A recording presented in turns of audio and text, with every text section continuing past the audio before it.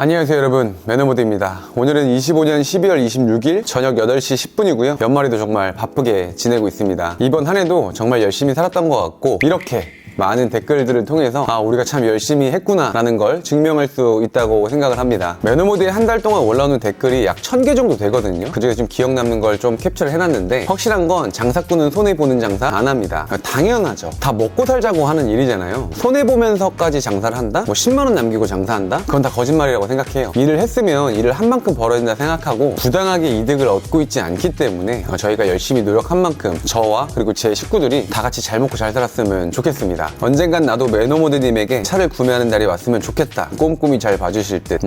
그러게요. 저도 고객님을 만나 뵙고 싶은데 꼼꼼히 잘 봐준다는 건 진짜 당연한 거거든요. 제대로 차량을 점검하지 않고 나가서 문제가 생긴다면 그 문제들로 인해서 판매한 저희 입장에서도 굉장히 난처한 일들이 생길 수 있기 때문에 어떠한 고객님이 오시더라도 누가 봐도 구매하면 안 될 차량들은 저희도 절대 판매하지 않고요. 저희가 구매할 수 있는 그런 차량들만 쏙쏙 골라서 판매하도록 하겠습니다. 매너모드 최고! 새해 복 많이 받으시고요. 근데 이번 영상은 제 옆자리에 앉아있는 태원 실장님을 인터뷰해보면서 어떻게 중고차 딜러가 되었고 어떤 차량을 타고 있고 그 차량의 장단점은 무엇인지 그런 거에 대해서 다뤄볼 건데, 이번에 나오는 저희 실장님이 결혼한 지 얼마 안 됐거든요. 원래 옷 사는 것도 좋아하고 뭐 수입차, 예쁜 차 타는 것도 좋아했는데, 제가 인생에 있어서 가장 중요하게 생각하는 부분이 뭐냐면 내가 잘 살고 싶으면 잘 사는 사람들 옆에 있어야 된다고 생각을 하거든요. 저희 태원 실장님이 저희 매너모드에 들어와가지고 열심히 사는 모습들을 보고 본인도 당장의 즐거움을 좀 내려놓고 열심히 돈을 모아가지고 와이프랑 함께 살 수 있는 집을 구매하는 그런 과정을 계속 준비하고 있는데, 몇 살 차이 안 나는 동생이지만 참 대견스럽기도 한데 우선 만나보도록 할게요.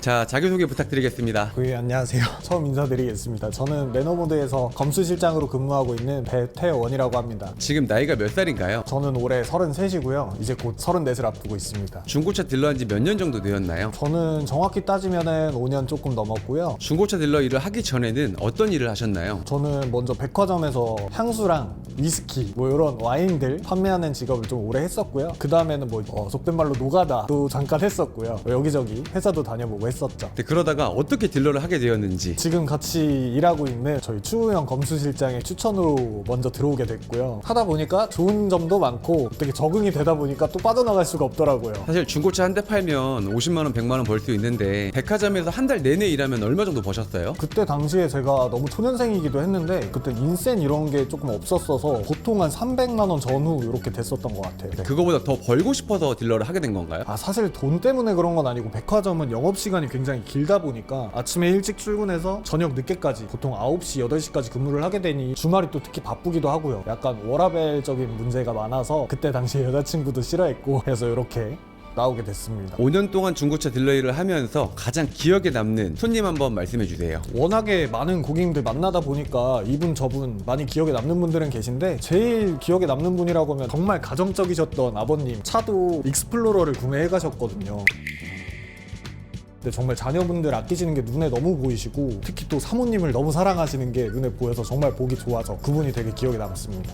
저도 기억에 남는데, 차량을 구매하는 그런 과정 중에서 자녀분들의 의사도 물어보고 맞아요. 사모님의 기분도 물어보는 저도 기억납니다. 기억에 남는 최악의 손님은 누가 있나요? 저는 아무래도 알선보다 매입을 먼저 시작한 경우인데요. 그러다 보니까 밖에서 이런저런 분 많이 만나봤는데 이집트 수출업자분이 계셨었어요. 근데 그분이 이제 이집트 본국으로 귀국하시기 전에 타시던 차량을 저한테 판매하기로 하셨는데, 아무래도 2번, 3번 거래를 하시다 보니 저도 믿음이 생겨서 하면 안 되는 실수를 했습니다. 원래는 가서 꼼꼼히 사고 검찰을 해야 되는데 아무래도 거래한 이력이 있기도 하고 꼼꼼히 검수를 놓쳤는데, 가져와서 보니까 갑자기 천장이 교환이고 사이드 멤버가 판금이고 전기차였거든요. 전기차 같은 경우는 아시겠지만 사고 있으면 굉장히 판매가 어려운 차 중에 하나인데요. 그러다 보니까 그걸로 손실을 굉장히 많이 봐서 그때 한번 세상의 쓴맛을 좀 느꼈습니다. 그때 얼마 손해 보셨어요? 하필 공교롭게도 그때 청라 전기차 화재가 같이 발생한 시기여서 제가 사오자마자 가격이 뚝뚝 떨어져서 1000만원대 전기차인데도 제가 300만원 이상을 손해를 봤습니다. 잠깐만요. 여러분들이 보시기에 중고차 딜러가 정말 사기꾼처럼 많이 느껴질 수 있잖아요. 근데 저희도 매입 업무를 하는 과정 중에서 소비자들이 속이고 판매하는 경우가 굉장히 많거든요. 경고등 지워서 판매하는 건 너무나도 흔한 일인데, 저희도 가서 물어본단 말이에요. 혹시 사고 난 적 없으세요? 이렇게 물어보면 없었다고. 근데 실제로 검찰을 해보면 교환이 막 나와요. 그럼 그제서야 이렇게 말씀을 해주시는데, 여러분들이 고객님들이 느끼시기에는 중고차 딜러가 꼭 속이는 것처럼 느껴지시겠지만 저희도 속아서 구매하고 오는 과정들도 굉장히 많다는 점. 지금 현재 타고 다니시는 차량은 무슨 차량인가요? 사실 제가 2달 전까지만 해도 벤츠를 타고 있었는데요. 이제 아무래도 결혼을 하고 저도 이제 내 집 마련에 대한 꿈이 생기다 보니까 현금 확보하는 게 굉장히 중요할 것 같아서 지금 많이 다운그레이드를 하는 상태입니다. 어떤 차량이죠? SM5 클래식입니다. 한번 같이 보러 가볼까요? 아, 네, 제가 보여드릴게요.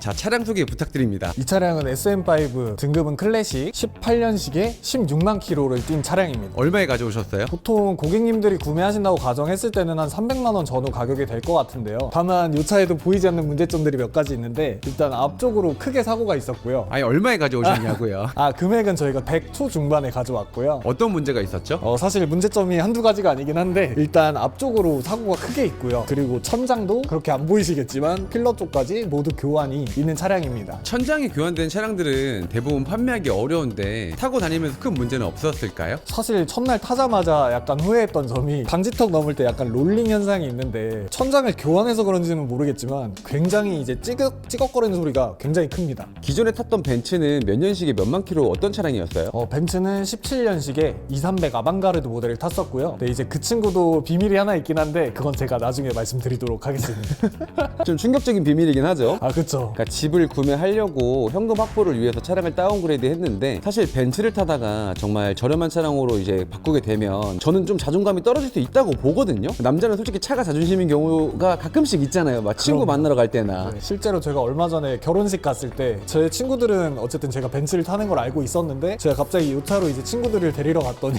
실제로 한 친구가 저한테 너 요새 장사가 잘 안 되니 안 좋은 일 있는 거 아니냐고 물었던 친구도 있습니다. 아니 근데 차가 좀 찌그러져 있는데요? 이거는 구매할 당시부터 고객님이 고지를 해주셨던 부분인데 사실 이 정도 금액대에서 외판 저는 이거보다 더 찌그러져 있어도 괜찮다고 생각하거든요. 타이어도 나쁘지 않은 상태에서 제가 가지고 왔고요. 외판 같은 경우에서는 크게 불만을 느끼진 못했습니다. 근데 300만 원 주고 살 수 있는 차량이라고 했잖아요. 네. 생각보다 깨끗하네요. 그쵸, 대루등도 그렇고 사실 썬팅도 요 끝단 말고는 크게 들뜬 부위도 없고 외판으로는 상당히 괜찮은 컨디션 유지하고 있죠. 요 정도 뜬 거? 네. 에이, 이 정도는 뭐 그냥 살만하지. 아마 천장 교환이 없었으면 대략 한 매입가가 200 정도 됐을 거라고 생각을 하는데 이 차량은 진짜 사고가 굉장히 많은 차량이거든요. 근데 대부분 천장 교환이 있으면 소비자들이 구매하지 않습니다. 이거 휘발유인가요? 맞습니다.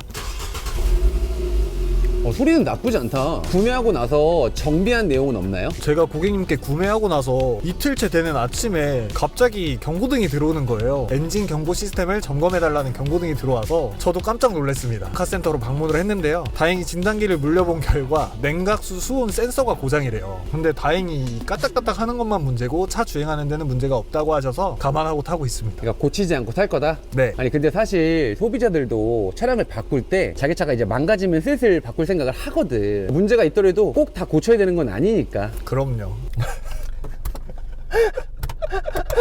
아니 벤츠 타다가 이거 타니까 좀 자존감이 떨어질만 하네. 근데 옵션이 진짜 많긴 하다. 버튼 시동에 버튼 시동에 에어컨 있고 그럼요. 히터 있고 히터 있고 블랙박스 있고 하이패스 룸미러 충전기 있고. 하나 아쉬운 점이 핸들 열선이 없어요. 아니 근데 천장이 교체한 차량인데 뭐 네. 물이 새거나 그러진 않나요? 아직까지 누수는 제가 한 번도 경험을 해보지 못해서 다행이라고 생각하는 부분 중에 하나입니다. 저도 판매하셨던 고객님의 장모님이 타시던 차량인데 차 상태가 제가 봐도 나쁘진 않았거든요. 그리고 이 차를 탄 지 얼마 안 되긴 했지만 벌써 웃긴 일이 하나 생겼었는데요. 아까 제가 말씀드렸던 냉각수 수온 센서가 경고등이 들어왔다 3초 단위로 꺼졌다 들어왔다 하거든요. 제 옆에 타셨던 고객님께서 경고등이 들어오니까 경고등 들어왔다 하시더니 3초 후에 꺼지니까 꺼졌다 하시는 거예요.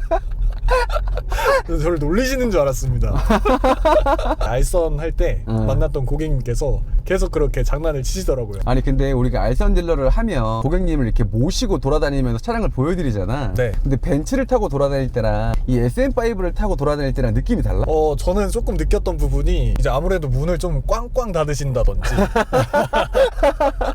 그 벤츠 탈 때는 어땠는데? 그때는 그래도 말씀이라도 되게 좋은 차 타시네요 뭐 이런 얘기도 많이 듣고 했었는데 이제 아무도 그렇게 안 보시더라고요. 아니 나도 옛날에 그런 적이 있어. 모닝으로 고객님을 모신 적이 있었는데 그 EQ900을 구매하러 오셨던 분이란 말이야. 근데 자기는 제네시스 살아왔는데 어떻게 모닝에 사람을 태울 수 있냐고 막 그러더라고. 그리고 하나 문제점이 여기 보이시는 후방 카메라가 무용지물입니다. 아 근데 사실 이건 10만 원이면 고치긴 하는데 굳이 없어도 운전 잘 하니까. 그리고 사실 뭐 남자들이야 이게 엄청 큰 차도 아니기도 하고 주차할 때도 그냥 저냥 사이드미러 보고 잘 하고 있습니다. 근데 아까 전에 부동산을 구매하기 위해서 현금 확보를 위해서 차량을 바꿨다고 얘기를 했는데 그 벤츠가 판매되었나요? 사실 당근으로 제가 거래를 해보려고 저도 올려봤는데요.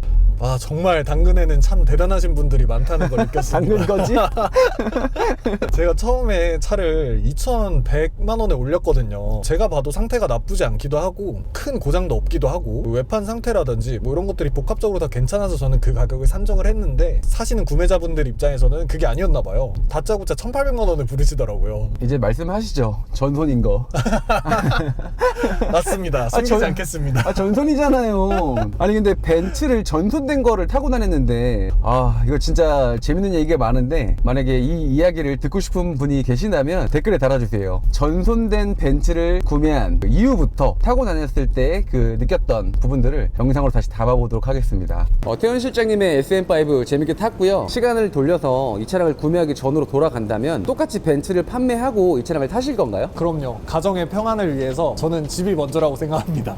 정말 마지막 질문. 매너모드 검수 실장님으로 오시기 전에 혼자서 중고차 딜러 일을 하고 계셨었는데 매너모드 들어오기 전과 후로 어떤 게 달라졌는지. 사실 요 얘기는 짧게 하고 싶진 않고 굉장히 길어질 것 같은데 짧게 말씀드리면 일단은 저희 대표님을 만난 것 자체가 저는 굉장히 큰 행운이라고 생각을 하고요. 실제로 저랑 같이 근무하고 계신 검수 실장님들도 뭐 수입적으로나 같이 일하는 분위기적으로나 다 나이대도 비슷하셔서 정말 즐겁게 일하고 있습니다. 그러니까 저를 더 일찍 만났으면 더 재밌었을 텐데 그죠? 아 그럼요. 사실 뭐 저희가 나이대도 비슷하고 사무실 분위기도 정말 좋아서 일반 다른 중고차 사무실 분위기랑 정말 많이 다릅니다. 시청자분들에게 한마디 부탁드립니다. 긴 영상 시청해주셔서 정말 감사드리고 방문하셨을 때도 저희 지금 영상으로 보시는 것처럼 다른 모습 안 보이고 항상 이렇게 빵긋빵긋 웃고 성실하게 근무하도록 하겠습니다. 감사합니다.